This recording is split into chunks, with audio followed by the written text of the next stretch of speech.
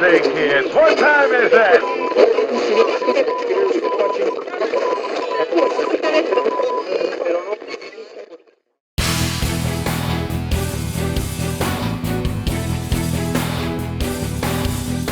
Hey, GeekTime TV here, talking about Cobra Kai Season 3.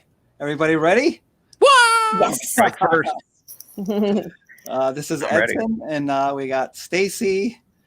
We have Judah Buddha, and Keith. Oh, actually, where are you? Oh, you're Inglefang today. Okay, that's fitting. That's fitting. Yeah.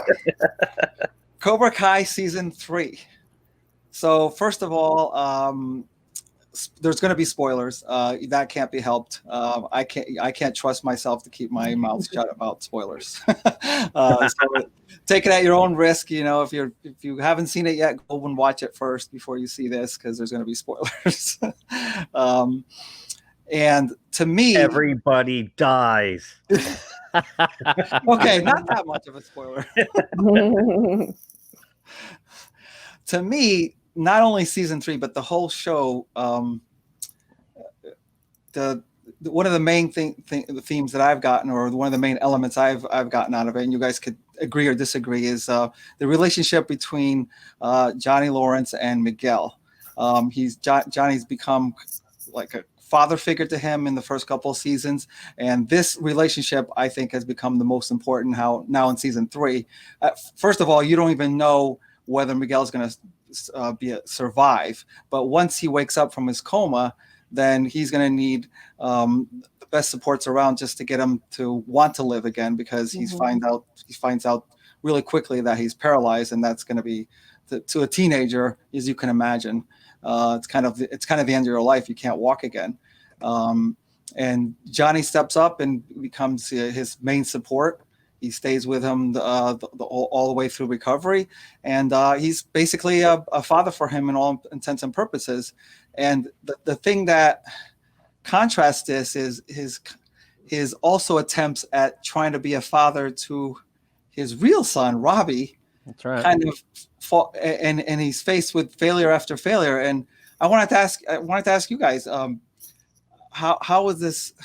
What do you think about this? That he could be so good with one person that he's kind of adopted as a father, and he's always met with like roadblocks when he's trying to be, for the first time ever, a real father to Robbie. Well, I think first, Miguel is kind of a clean slate. He's starting later on in life, where it's been a lifetime for Robbie to all the mistakes that he's made. I mean, he talks about how he wanted to be there when he was born, but he just couldn't bring himself from that until now. I mean, it's been a whole lifetime of being a shit father, I guess, and with Miguel, I think it's a clean slate. He's kind of at this turning point in his life where he's ready to kind of grow up and take life in a different direction. And Miguel's there, and he kind of helps him do that as well, So I think that's the big difference but now I think he's ready to step up for Robbie. And I think there's a chance for that. There is, but it seems like every time he attempts to do that, it's, I don't know if you just want to call it rotten bad luck, but there just seems to be some kind of barrier there. And I wonder if it's all those years, I think. It's all those, all that history. Yeah. And it's a two-way street. I mean, Robbie's got all his life of like kind of resentment too, for him not being there, I guess. But I think that the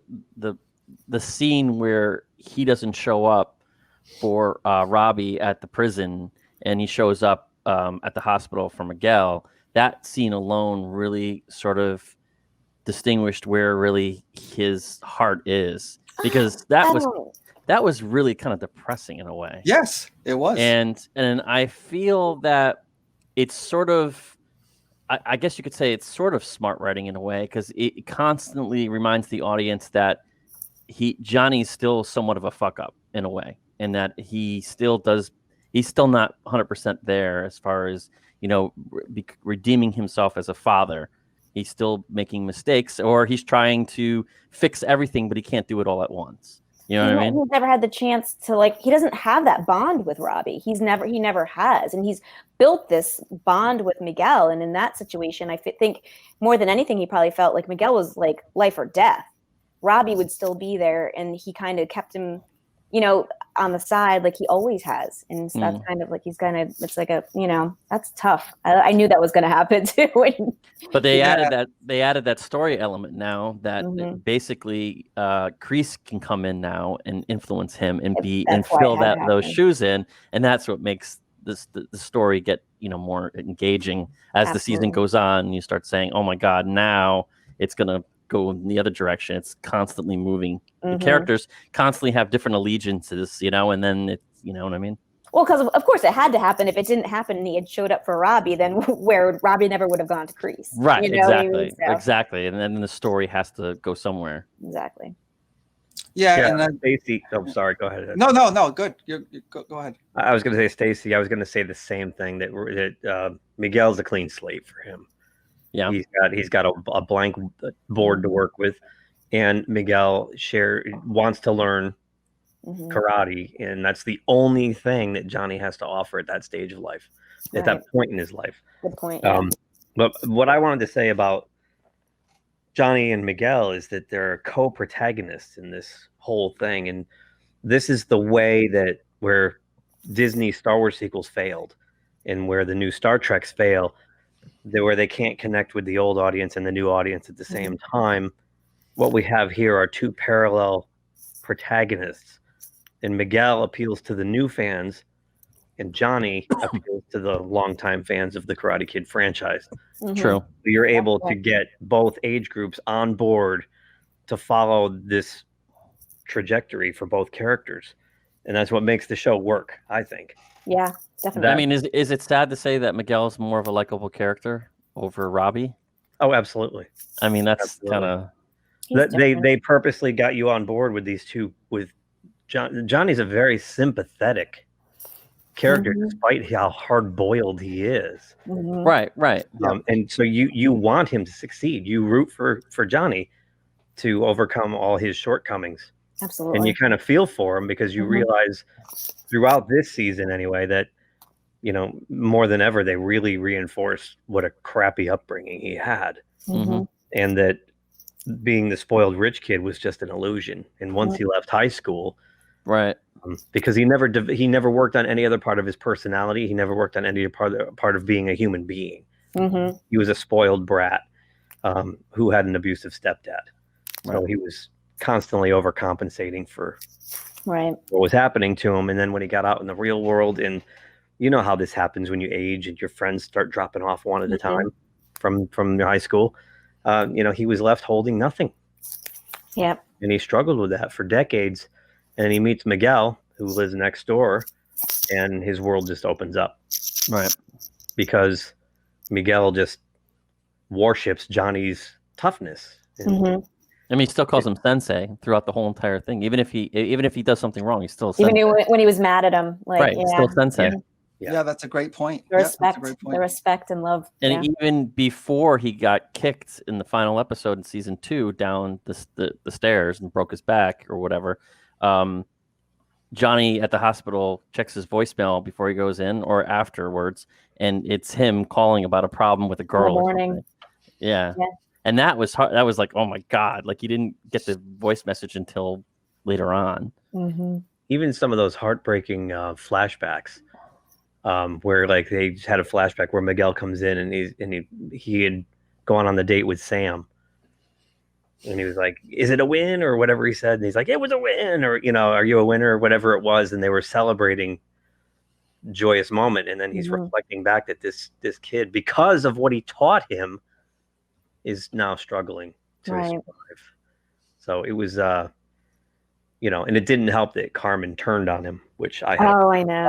I had a bit of a problem with that. Well, I think as a parent, was upset. She needed someone as to a parent, I mean, would you do the same thing? I mean, if that was your daughter, or I don't know, because she was so on board with it to do a 180 and solely blame him seemed a little out of character to me.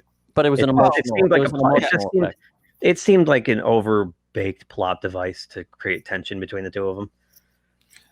It was cliche to me. It was cliche. I think a real human being wouldn't pin 100% of the blame on one guy.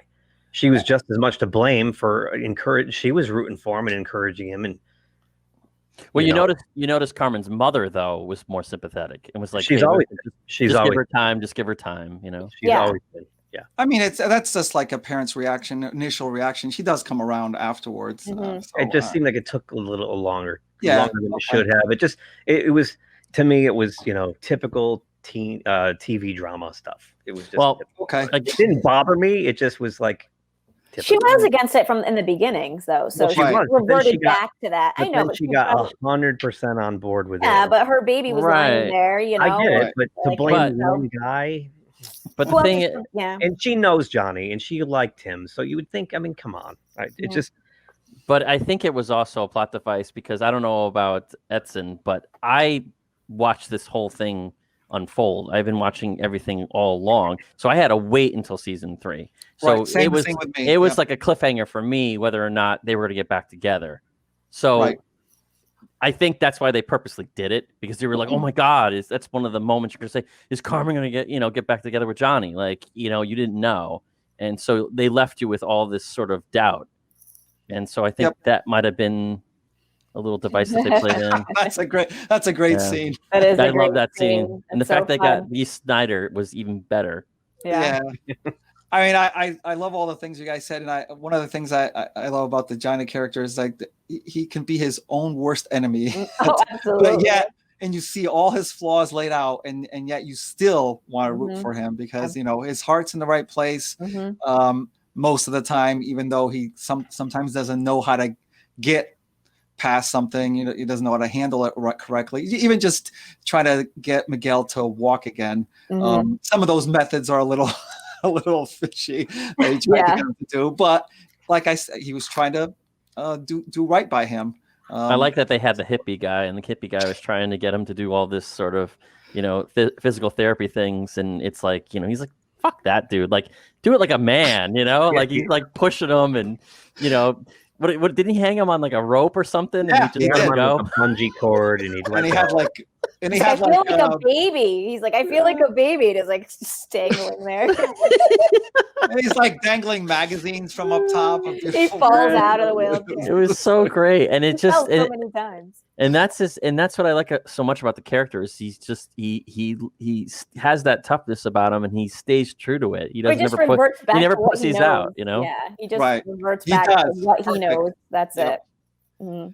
And I think that you're right. Keith mentioned you mentioned his relation. He had an abusive, at least verbally abusive stepfather, which led him to an even more abusive sensei increase on top of that. So maybe he just wasn't, when Robbie did come along, he just wasn't ready to be a father then. I mean, he was just a mess, like you said, Stacy, and he just wasn't. And now we can't get that back. You can't get those years back. Right. And this was like almost having a new son right now at the fresh beginning. Now my question is what happens? What would have happened if Miyagi had to train Johnny? How would have that unfolded? And what kind of person would have Johnny been? Who knows? At that time, though, like I don't know if Mr. Miyagi would have taken him on where he was. You would have had no conflict and therefore no story. Exactly. But I'm just saying. I'm just trying to play. I know. See if it was if the plot twisted. He probably did need somebody like that, but he's doing his best, I think. One of the other things that this show does really well, and including season 3, they've been doing this through all the seasons, but including season 3, is how they link this show to the movies in an overt ways. And what I mean by that is bringing along these characters, and they actually seek out the actual actors and actresses from the past, which is brilliant. It's brilliant. And in this season 3, it was Daniel. He was trying to save his business. He goes to Japan. That doesn't go very well, and then he decides to visit Mr. Miyagi's hometown, and of course happens to run into Chosen.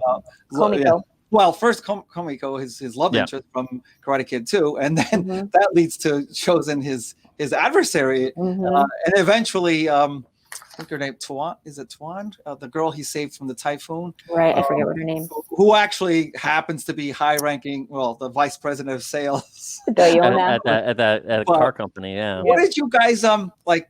specifically to these scenes, I think it was maybe episodes 3, 4, and 5, maybe. Like, what did you think about it? That whole part, that kind of like an aside thing where he goes and visits Japan and all that. I liked it. Go ahead, I liked it. I really did. I thought, I don't know. I thought it was a break. It was something different, and I did like the fact that they brought back the characters from the second movie.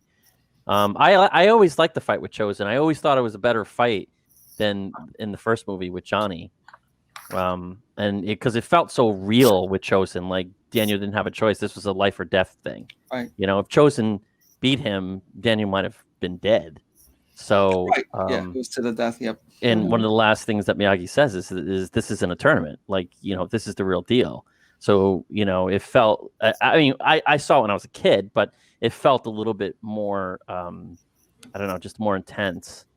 And I always liked Chosen. I don't know why. I always liked them, especially the scene where they're doing the betting on the glass and how many panes of how many panes of ice they can go through.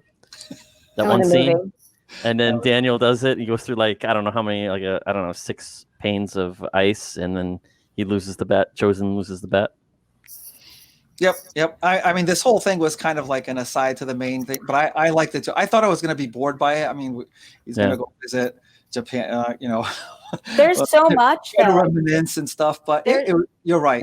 Yeah. There's so much is connected to his trip to Japan and to Okinawa, especially because, I mean, first of all, another theme I think of this season was past relationships and closure of things that, you know, kind of tied stuff up. It goes beyond this, but this definitely, there was closure to those relationships because obviously, you know, there was like it was kind of open-ended from the movies, and now it kind of got that closure. And also what he learns, like he goes there and I don't think he's really seeking, you know, just guidance. But when he gets the letters from Komiko's aunt that she reads that Mr. Miyagi had sent to her, and through those letters, it gave him that guidance that he needed because he was feeling like everyone was coming to him for answers and he didn't really know where to go. And he felt like he was lacking the guidance.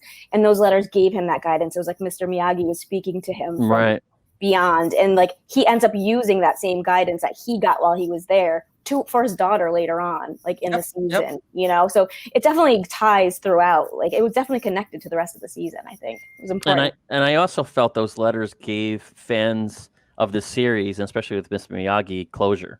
Mm-hmm. You actually felt closure. You really did. I felt closure. Yeah, I felt like, okay, that's the end of Miyagi's story, and they did it perfectly. Doing it, they did it very respectful. I got teared up in that I scene did with too. The letters, I really definitely. did too. Like because you felt Daniel like having that connection that he was lacking, and he's been talking about like throughout the whole series, that missing Mr. Miyagi and his guidance, and he like you could see that just it was nice. I like it was beautifully put in. Yeah, it was through the letters. What do you think, Keith?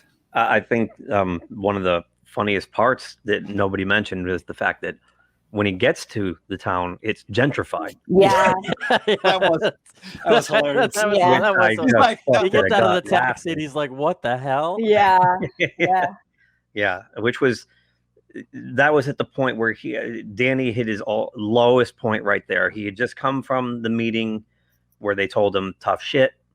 Mm-hmm. Your car dealership is fucked. Mm-hmm. He was depressed, headed out of town to go home and pack it in. Decides to go to Okinawa there and finds it gentrified, and he's just about to probably have a nervous breakdown. Because you're right, he's filled with all kinds of personal self-doubt on top of professional. Right. I think he's also reflecting that he put so much time and energy in getting sucked back into this world, this ridiculous world of Valley Karate, that he let his business go down the tubes. Yeah. Which, you know, how is he going to feed his family now? He's letting his family down. Because of his self-obsessed rivalry, obsession with the rivalry with Johnny, just got to him and sucked him back into this world. And you know, he's like reliving high school, which nobody wants to do.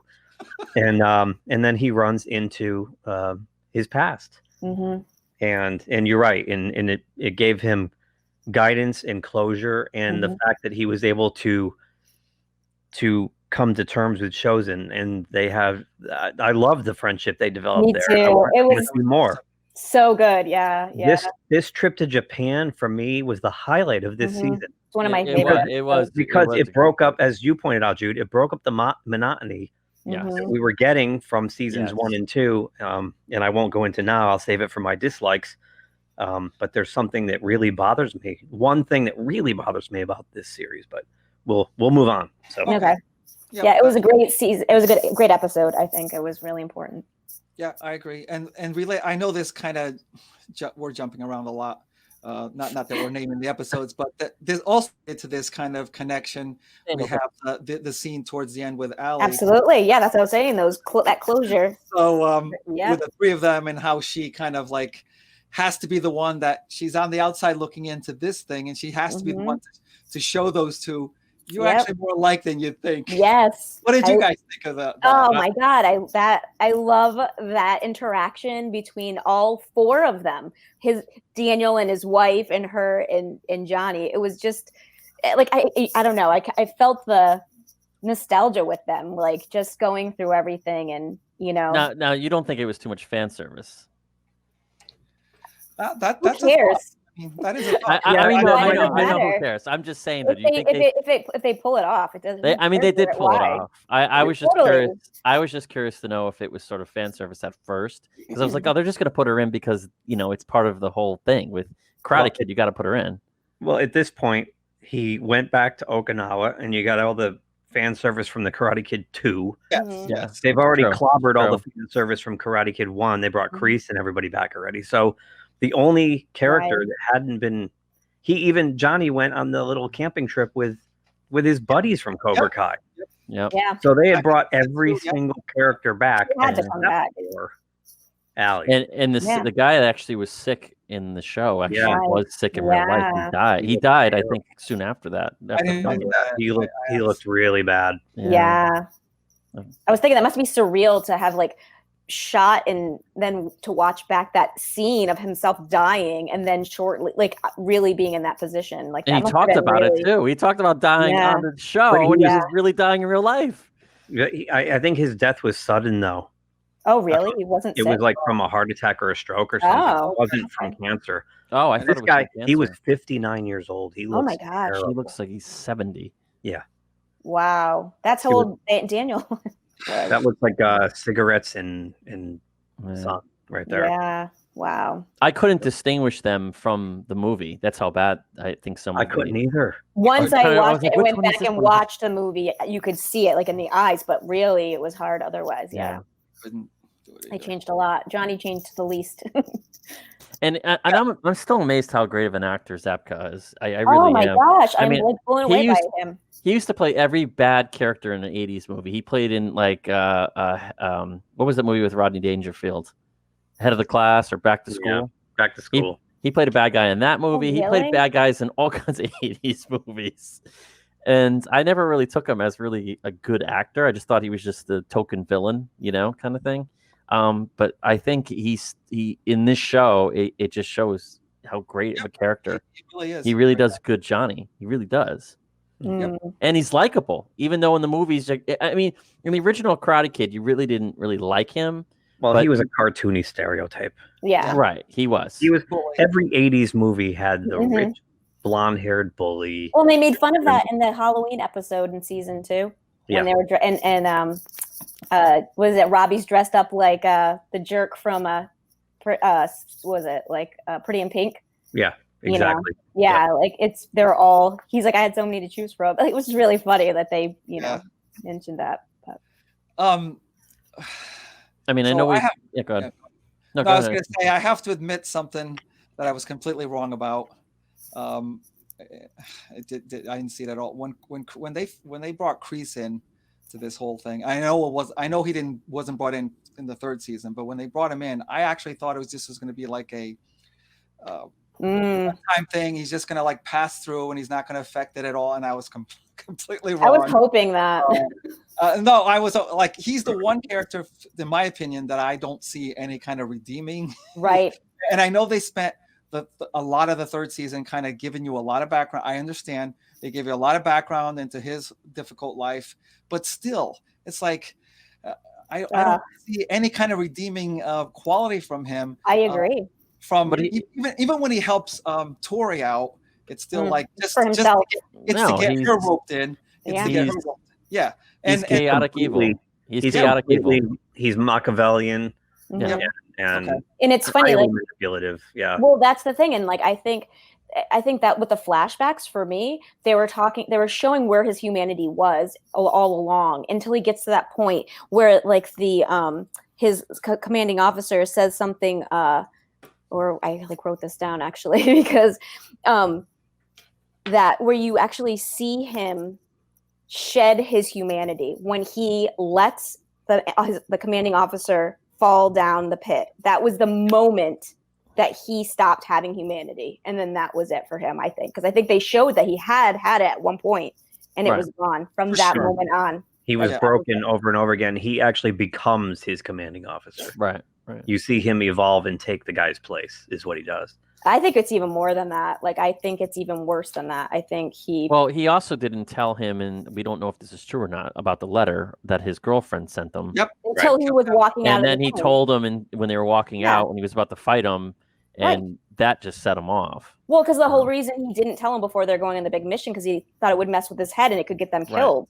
So that's the same reason why he did it when they were walking to the fighting platform, because he wanted to mess with his head and he would be the one to die. And ironically, he did mess up the mission and they did almost die. Yeah. Because he refused to blow up his buddy. That's right. That's where his humanity came in, Right. Which will factor in next season because that guy ended up surviving and he called him. Well, we all know who that character is going to be. If you've seen the most terrible of the whole trilogy, if you want to say trilogy. I gotta watch it. I'm gonna watch the third one. I have to watch it too, but because I heard about the rich friend that it's a hard watch. Is it? I got to get through it though, because I got to see who this is. So, don't tell me. I just want to make a note about the casting. This young Kreese, the casting was phenomenal. It was. Same facial features and everything. Yeah. Wow. Yeah. I've never seen this guy before. Has he been in something else? I mean, he's really good. He was really good, actually. Yeah. I gave him his first break.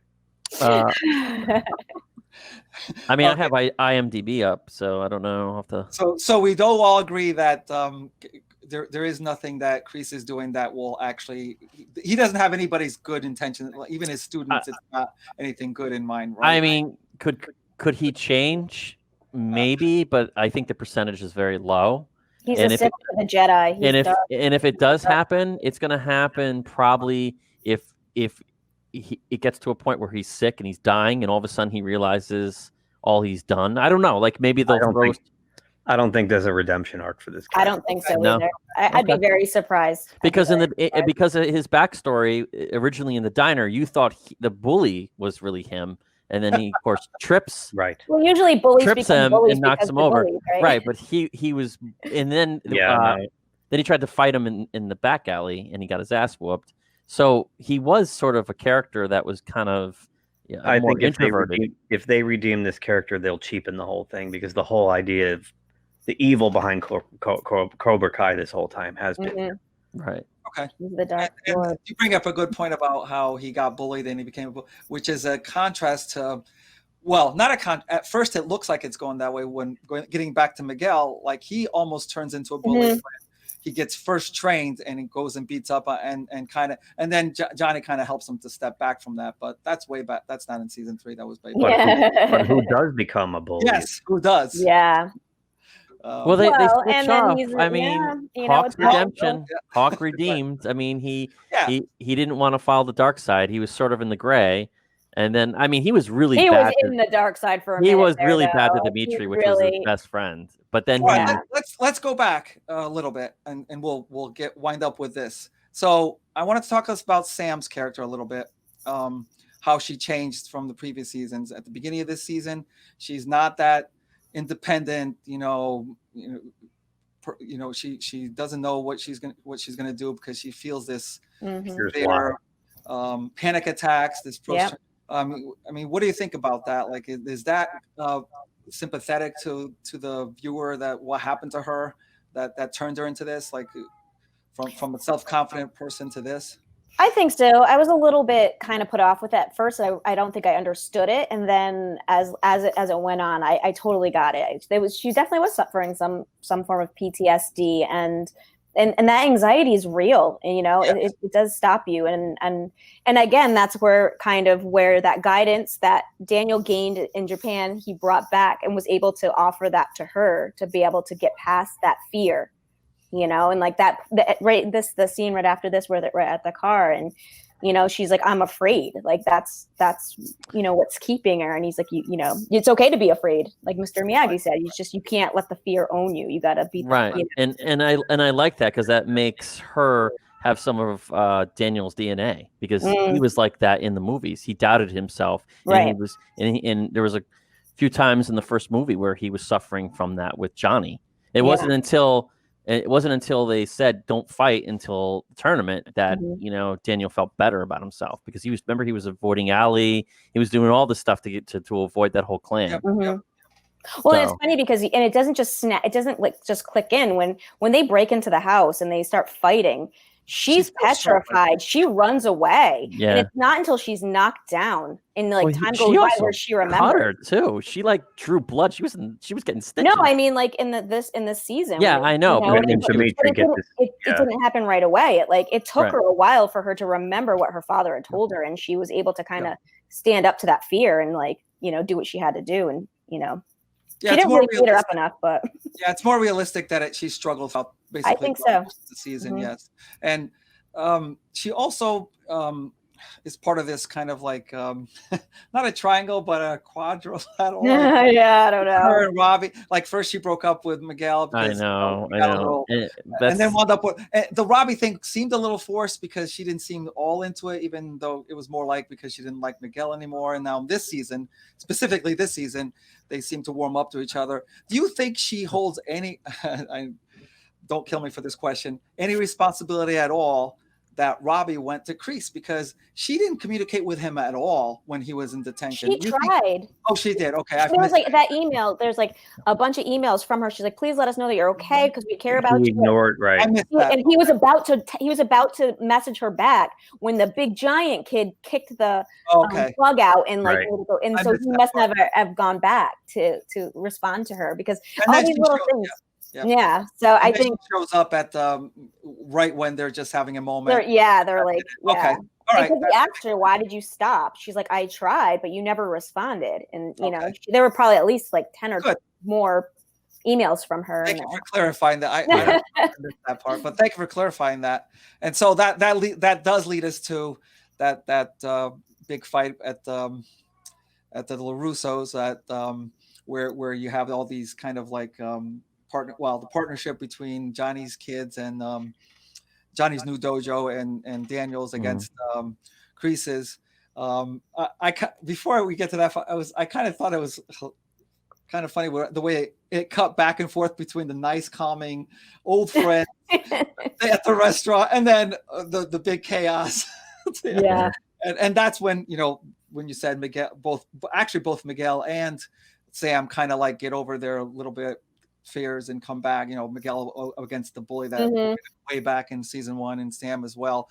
And so you talked about Hawk, how Hawk turns at this moment, right? Now, do you think that's a little bit too quick? I mean, he just it was a total Anakin moment for me, and that kind of ruined it for me a little bit. You know how Anakin just kind of there's one frame where he's like, okay, I'm a Jedi, and then he just turns and his eyes glow freaking yellow red, and he's like, I'm part of the dark side.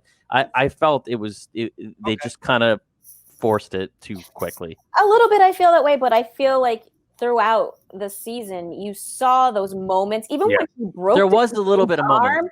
There's that moment. He's like, "Oh, this is my friend." You know what I mean? You could see that, and that was a constant thing going. Even when he was turned into an ultimate bully, there was always that twinge of that bullied kid and that kid that cared about his friends. Yeah, but he was really gonna do a beatdown on. It was kind of crazy how they flipped that. Right, that moment maybe was a little bit weird, but I'm not surprised that he did.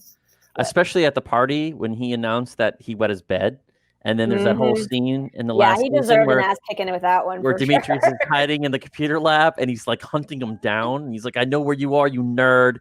And he was pretty pissed off, and he was ready to kick his ass. And of course, obviously, Dimitri fights back for the first time and has that moment where he's like, "Oh, I can do this. I could do karate." You know. You're right, Stacey. They showed subtle moments where you could see in his eyes, in his body language, that he was not 100%. But I think they should have, as the season wore on, they should have made it a little more pronounced. So when it got to this turn, paced it a little bit better. It didn't feel so contrived. I'll tell you what did feel contrived in that fight. Miguel. Miguel could barely kick a frisbee. Good point. Out of Johnny's hand. Kicked. And then he's full fight mode and gets kicked and bent over a couch, and he's fine. Right. There's no way that was. I was punching him in his side, kind of too. Exactly, and it's like this kid, he should never fight again. Period. Yeah. And he just to come back that fast, I had a huge eye roll at that. More than the Hawk. Flip.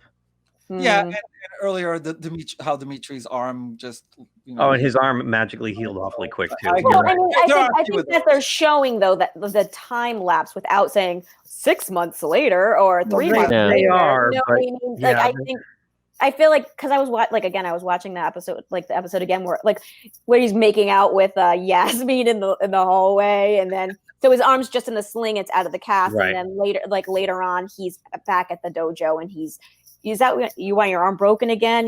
That's how you're going to fight, whatever, when they're practicing. So time had gone by. I think it was kind of a little too subtle that time had passed. But with Miguel, he should never be put in a spot like that ever again. Yeah. I agree. It's a little contrived. Yeah. I felt like they were trying to fill in so much time with so many characters that I felt that fight scene was sort of thrown in way too early. It didn't stretch out the characters, I think, enough. At least that's how I felt. I agree with you. That fight scene was kind of forced in parallel, not parallel, but afterwards. First it's the students, and then it's the instructors or sensei. And what did you think about that? How Johnny finally doesn't back off. He goes ahead and confronts Kreese, and they actually fight it out. And of course, Robbie gets injured in the process, and then they need Daniel to show up. What do you think about that? And what do you expect for next season, or if there is a next season? I don't know. Oh, they're signed for 2 more seasons. Okay, oh, 2 more seasons. Really? What direction do you think they'll take now? Well, it's gonna, I don't know. I don't know really. Robbie's gonna become a Kreese student. How much more corrupted can Robbie become? Right. I agree. And I don't blame him because his character is the most beat up out of the whole series. He's been kicked every single direction. I feel almost bad for his character because he has good in him, but no one gives him a chance. They just keep shitting on him. Yeah. Or something just happens when things start going well for him. Then, it's been a tough life for that kid. And I think he's got he's got a big heart, and he's been just, battered around so much that he's just trying to protect himself, emotionally. I mean, he ends up in jail and nobody's calling him and nobody cares. I mean, his mom's in rehab. Okay. The Russos are paying for. And then his father doesn't even visit him in jail. Kreese shows up, and of course he feels if Kreese showed up, then this is his only support system. Yeah, but how many times does Johnny have to try? I mean, he went to the soup kitchen because he, I know, but he already fucked up at that point because he didn't show up. Then he showed up there. I don't. Kids are. Daniel tried calling him, but he felt betrayed by Daniel. So I mean, I know when I was a kid, if my dad or my mom did something, I didn't forgive her at all. I was just being a dick at that point. Kids are like that. At least I used to do that. I don't know if your kids do that to you guys, but they do. No comment. It's like when you're older and your parent kind of screws up, you're like, okay, yeah, whatever. But when you're young, you take it a lot more seriously. Like, you forgot my birthday or you forgot my recital. It's you haven't had that full life at that moment. It's like things get bigger. Right. You don't understand. Small things get bigger for you at that moment. So your world's small. Okay. I mean, that was good. I mean, at this, is there anything that you each of you really how about likes and dislikes, specific scenes, concepts, themes? I'll go first. I really disliked the fight scene. I really didn't like it. I didn't think the choreography of the fight scene was good. Like Keith said, I didn't like the fact that Miguel was getting his ass kicked and he was getting right up and fighting back. I didn't like how it was just kind of it kind of interrupted. They were all in the house, and all of a sudden it just happened. The doorbell rings, and all of a sudden you're like, boom, okay, it's a fight. They chucked the kid through the window. Right, the doorbell rang. They just chucked him through the window, and then they busted in the other door. The only thing that I liked a little bit about the fight scene was that they intermingled it with Johnny and Daniel and Allie and them at the restaurant, because you didn't know when they were going to get home. Maybe they might interrupt the fight, but you were kind of constantly thinking about that. They're like, are they going to come through the door any minute? And then they would cut to that scene of them still at the restaurant. All this time you're thinking all this chaos is happening at the house, and they have no clue what's going on. So that kind of built a little bit of tension, but I just felt the fight scene was really rushed into the show. I just felt it was kind of it just happened, and you're just kind of like, and it wasn't as good as the high school fight scene, where of course and so there were higher stakes in the high school fight scene. It was fighting over a girl, or two girls going at it, fighing over their man, right? Related, right? Yeah. And the whole thing with Tori, you kissed Miguel, and that one line, you kissed Miguel, and then of course I like that kind of where everybody meets up in the crossroads, and then she says that line, and then it just everybody's like, and everybody finds out, and that's what, of course, started the fight scene. But other than that, I really liked everything else about it. I liked all the backstories with Kreese, and I don't know. The fight really bothered me. I think I was really into the show, and I was watching the whole thing throughout. I watched it all in one day, and when the fight happened, I kind of was just like it just kind of was one of those moments where you just felt kind of like they have to have a big scene for the end of the season. Yeah, and I'm like, and I kept thinking they didn't really have to go the same route as they did in season 2, where there has to be this huge fight to seal it. Like, so I felt like that fight scene could have been written another way, and it wouldn't have changed the plot. At least for me. I agree. Yeah, I have a note actually that what grated on me over the course of all 3 seasons is that the violence that's erupting all over public places and institutions with no repercussions whatsoever legally. The police should be like rounding these kids up. They should be shutting down the damn Cobra Kai for dispatching hired goons to go make hits on people. I mean, they're like going into the golf and stuff and breaking a kid's arm, and nothing happens really. I mean, they go, he broke his arm, and then it gets to the point where they have the All Valley tournament canceled because of it, and then they go and appeal. It was the worst scene, I think, in the whole run, that they go appeal the cancellation of the tournament due to violence by appealing with violence and appealing with the rivalry they have, and that they crap all over each other and they beat each other up, and it got worse when the 2 kids go up there and go like, well, karate made me into a tough guy, and I need my karate to to defend myself. Like, it just, and the town council lady just flips and okay, have your violent tournament. It was bizarre. That's not. It gets to a level where it's like, how can this go on? How can this be going on? They're just storming public places, storming houses, smashing things up, beating each other to a pulp, and there's no repercussion. They go to school the next day and, what happened to your eye? So that was one of my dislikes too, Jude. Some of the fighting just started to get super forced, but it's a karate show. You're supposed to. Yeah, you have to watch karate. Yeah. Right. I have something to bring up too that I disliked really quick. What happened with what's her name, Keisha, right? Yeah, I actually have a slide of that. I don't. Yeah. Is it like Aisha? She quit the show. Keisha, it was Keisha, right? Aisha Robinson. Aisha. She quit the show apparently because there was nothing in the scripts worth her time. Oh, the thing I read said that she Aisha, that her character, they really didn't have anywhere to go. That's basically it. She got early scripts and there was like meaningless crap in there. Oh, okay. And she was just like, you didn't give my character anything good. And they're like, we don't have anything good for your character. So she quit.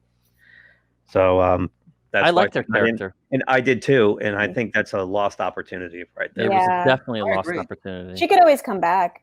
I mean, she went to private school, so she could come That's back. true. They would be smart to bring her back. Mm-hmm.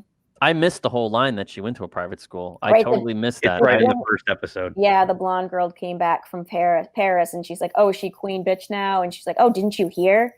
Her parents sent her after the big fight. Her parents sent her to private school, and their house is for sale." Right. Yeah. And that was, they fixed that up right, a little bow. My other dislike, my only other really dislike is the CW level teen drama. Sometimes season 2 was way worse with it than this one. This one was back to basics. Like season 1, I thought was perfect. But it's just weird that because when it happens, it's almost like the whole tone of the show changes. Like it's gritty and it's well done and the tone is perfect and the cinematography is even cinematic. And then they go to the high school and it's like it feels like a CW high school show. Yeah. It's like refrigerator lighting and just cheap, and it doesn't feel the same. A lot of times those scenes in high school just take me right out of it again. And season 2 was loaded with it. Like season 2, the last half of season 2 was the whole Oh, where thing they're at the party and they're doing the the drinking whole game. thing was in high school, and I was getting Yeah. bored, and I'm like, this show has totally fallen off the rails. Season 3, I think they figured that out. Like this show's, it's great to have the kids in the next generation, if you will, but the whole story is really about those two. Oh yeah. Those 2 other guys, and we got to bring it back to that. I agree. So season 3 redeemed itself quite a bit. Right, right. Yeah, they did. There was more emphasis on the kids in the second season than A lot more, and it than the lost third my season. interest quickly. Yeah, no, that's true. It's true, but maybe they were trying to appeal to a younger audience as well too. They were, and I Yeah. bet they got a lot of feedback on it and retconned the whole thing. Yeah. So, But I like Stingray. He was fucking hilarious. oh yeah. But now he's got like a restraining order. He can't go anywhere near these kids. Yeah, good thing. He had the 40s taped to his hands Oh at my the God. party. He couldn't open the door to get out. That guy played Richard Jewell in that movie. Yeah, he's good. He's good. Yeah. He's good. And How then about he meets He's Johnny. definitely that He guy. meets Johnny at the Home Depot. Oh my! Oh yeah, that was good. That was That was a funny scene. Yeah. any particular really like or dislike from you, Stacy? I don't really. I mean, there are a couple like glitchy things like you guys talking about, but anything I found ridiculous was always made right by and totally shadowed by Johnny's journey and Johnny's performance. So like I can kind of overlook a lot because of that whole storyline. What's wrong with you? I'm on the spectrum. Well, get off. I love He that. just never disappoints. He never disappoints. Like it's just so funny. And one like the things I like about I liked most about the season was just the connections, like I was talking about before. Throughout, I felt like they kind of threw out like the whole Daniel's trip to Japan and how that like reflects on the rest of the season. And also Johnny finding something real with Carmen. And I think that the interaction at the end with Allie just really just kind of like shored that up, That scene's the best scene right there. So good. Oh, Yeah, it's it's a great any scene Love that that scene. Daniel and Johnny are interacting are my favorite. And that was something else I was going to say is like, I'm so excited to see, for the upcoming season whatever that happens, to see all those interactions between Johnny and Daniel, and especially the ones with Amanda where she's kind of putting them in check when they're being ridiculous. And it's just, that's going to be really funny. I think I can't wait for that. Because obviously, so now that they're joined together, they're going to be interacting a lot more. Yeah, I think we're gonna get a buddy cop movie next year. I'm down. Like those are my favorite But they scenes. already set it up with the Tango and Cash comment. Exactly. Yeah, if they When do they're it when they're in right. the car, he's like, "We're like Tango and Cash." She's like, "What?" And Well, I think they're Go to ahead. build. Sorry, Stacy, go ahead. Finish. No, I was gonna say they're like I think they've moved somewhere else, like Yeah. as people and with each other because of like that interaction with Allie and the things that she said to them. He's like, yeah, there's always 2 sides. She's like, no, there's 3. There's your side, and the truth, and like how they're alike more than they realize and all this stuff. And I think that was like a really eye-opening conversation for them, and I think that was one of the best. I think. Yeah, I wanted to just piggyback on your thought, and since season 1, we've seen the parallels between these two characters. Yeah. You know, and what's great about the show is that they didn't Jake Skywalker either one of these people. They are who they are. Oh, the dick on the billboard was fucking hilarious. I knew immediately when the dick was on the billboard. I'm like, I'm sticking with this show. That's fucking hilarious. Yeah, the dialogue is excellent. Like, nobody seems out of character or cliched. It's contemporary dialogue for, and it's and it's gonna hurt. It's gonna hurt feeling. The parallel protagonist and the antagonist. You have parallel antagonists too, with Kreese and like Hawk or now Robbie. Again, you've got it goes after two different audiences and pulls them into the Tori and Tori too. Like, she's definitely right. And Tori, Yeah. Yeah. Yeah, so but they've done a masterful job of everything that Disney Star Wars failed at. To be honest with you. Yeah. Just too.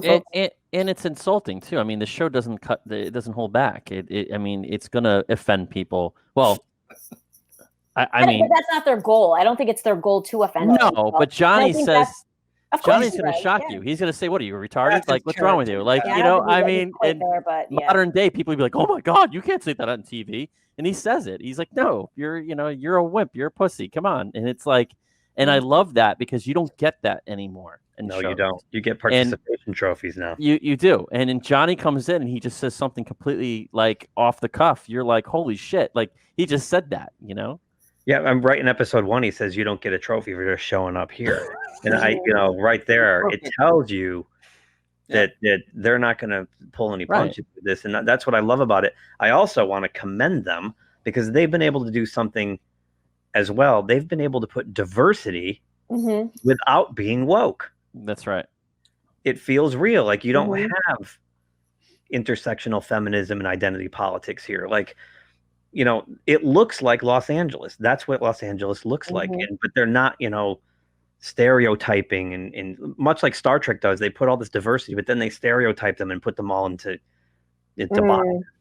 I mean, I think about my personal friends in LA. When I go to LA to visit my daughter, I call our circle of friends, and one's from Mexico, one's from Venezuela, one's Asian, and the other one's from India.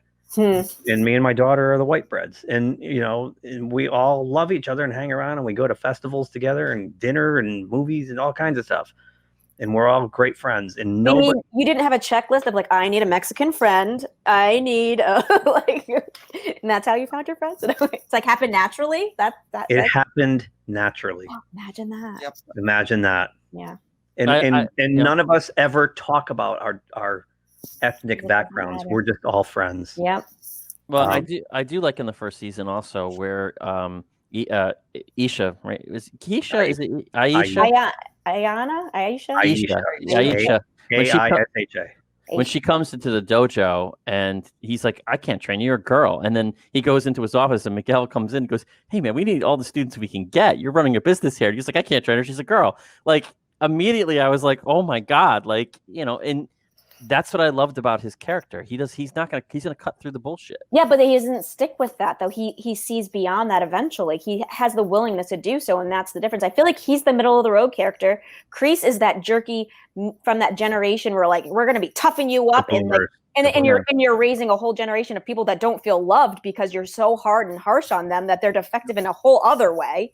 And then you have the snowflakes on the other way. And I think Johnny's more of the middle of the road. Like you get a little bit of that, with a willingness to accept a little bit of that, and it's kind of that's why his character is so refreshing. I think. Yeah. It is. It's really refreshing to see something like that on TV because it's like South Park. When he says something off the cuff, you're like, holy shit, he just fucking said that, and you're like, oh my God, and then it makes you like the character even more. They've done such a good job of making him a sympathetic and likable person that when he does that, you understand that he doesn't understand. Right. He's not being hateful. He's not hateful. He's just ignorant. Exactly. It's Johnny. It's just Johnny. Exactly. Right. I would be his friend. Oh, absolutely. He is the show. He is the show. He's like a guy at a poker table. He's just gonna blurt out something. You know what I mean? I think it's a stroke of genius for the developers of the show, who Ralph Macchio and Zapka are part of the development of the show. That they flipped it, where in the movies it was Danny LaRussa who was the protagonist, and the whole thing revolved around him. And they were like, no, if we do that now, it's just, who wants to see old Danny LaRussa as the star of it? They flipped it, and they gave this whole new backstory to Johnny's character, because he was literally just a cartoon character. Yeah. Yep. So that's what makes it work, where Danny LaRussa is now the supporting character. And it works. It just works. It works on every level. It does. I think they made it seamless. You can watch those movies now, and this show literally, if you run them parallel, it's seamless. You can easily mix and match. And it really helps to do the flashbacks. Yeah. I watched it once when it came out, and I didn't like it. I thought it was stupid. I thought it was Bad News Bears meets Rocky. And it's directed by the same guy who directed Rocky, John Avildsen. I was like, oh, he just remade his own movie with kids. and I didn't like it. And here I am, a generation or two later, and this show sucked me in. And the little flashbacks help to remind. And I never saw part 2, but I didn't need to, because all the flashbacks of Chosen and everything caught me up. So yeah. Really, it's LaRusso, by the way. I'm just saying. Did I say LaRussa? Yeah, you did. The manager from. And just getting back to what Keith said, it's a refreshing show for me that they do have the plenty, so much diversity everywhere, but the story and the characters are not sacrificed at all. And see how that works? It's amazing. It's important. Yeah, absolutely. Well, it seems like a realistic setting, like out in California in a high school. These are real. Yeah. This is what a high school would look like out there. Right. Although I have to point out one issue, that the golf and stuff is up in Ventura, and that's about a 2-hour ride for them. And the fact that they hang out there all the time. I don't know. They naturally run into each other over and over again up there. Most people don't know that. Like, who cares? So what? Awesome. I don't know. I love that. We need more of those around. Now, have you been there, Keith? Several times. Several times. Okay. Yeah. Does it look like? Do they actually have? That's real. It's real. It's all real. Yeah. I shoot it there. It looks exactly like that, with the big mountain with the waterfall and the golf course. There's 2 mini golf courses. There's an arcade inside. It's awesome. Fun. So, yeah. That's so cool. And it's right off the 101 freeway. Like, it's right there. You're going up the freeway. It's right on the right. Can't miss it. All right. Very cool. This is great. So, I know. I feel like we need to do a part 2. We have to do our. I know, but it's now. Like I could keep going. Yeah. I know. I love it. So let's do some ratings. What are we doing? 1 to 5? Sure. Yeah. Half stars count. Half stars count. Yep. Are you talking about the? We're talking about season 3 specifically here. Okay, not the whole show. Right. What do you guys? I mean, you could give the whole show afterwards, but we're talking about season 3. I'm not good at rating. Anybody? Can I rate? Can I put the seasons in order? Would that make more sense? Well, we're doing season 3. No, I know, but the way I'm looking at it is I'm looking at what seasons I like best, and unfortunately, well, go ahead. We could do this. Yeah, 1, 3, 2. We get it. Yeah. No, I know. Okay. I'm best from worst, I guess. But go ahead, Edson. I'm gonna give it a 4 for season 3. 4 out of 5. Yep. I would say the same. 4 out of 5. I did it 4.5. Wow. Okay. See, I never give 5s to anything, so 4 is like my 5. So I'm gonna give it a 3.5. Okay. Yep. And do we agree? I believe there's no such thing as perfect, so nobody gets a 5. Right. I know. I don't know what would get a 5, really. Good point. Now, so you would agree it's first season, third season, second season? I would give first season the best. I think that's what I mean. First season, third season. season, second season. That's my order, I think. I agree. Okay. Yep. I want to go back and watch season 1 again. I think. What do you think, Stacey? Do you believe it's first season, third season? I've watched the 3rd season twice, so I feel like I need to watch the 1st season again before I can make that decision again. Because I watched it so in order and then rewatched 3, so I'm kind of stuck on 3, which I really, really liked. So I need to go back and watch season 1 again. That's perfect. So that's our review of season 3 of Cobra Kai, and thank you for a wonderful job as usual from the 3 of you. I lost my train of thought. Okay. For everyone else, or actually for Eagle Fang, Judah Buddha, Stacy, this is Edson from GeekTime TV. For all the viewers out there, if you like this video, please consider hitting the subscribe button. You'll get notifications for all of our new content, and it does help grow our channel so that we can make a lot more entertaining videos for you. And if you didn't like it, thank you for watching anyways, and please leave a comment on how we can improve. And don't forget, strike first, strike hard, no mercy. And get a course banquet. If you like this video, please subscribe to the channel. If you subscribe, make sure you click the little bell icon to be notified anytime someone from our show drops new content here. Thanks for watching, and we'll talk to you soon. Say, kids, what time is that?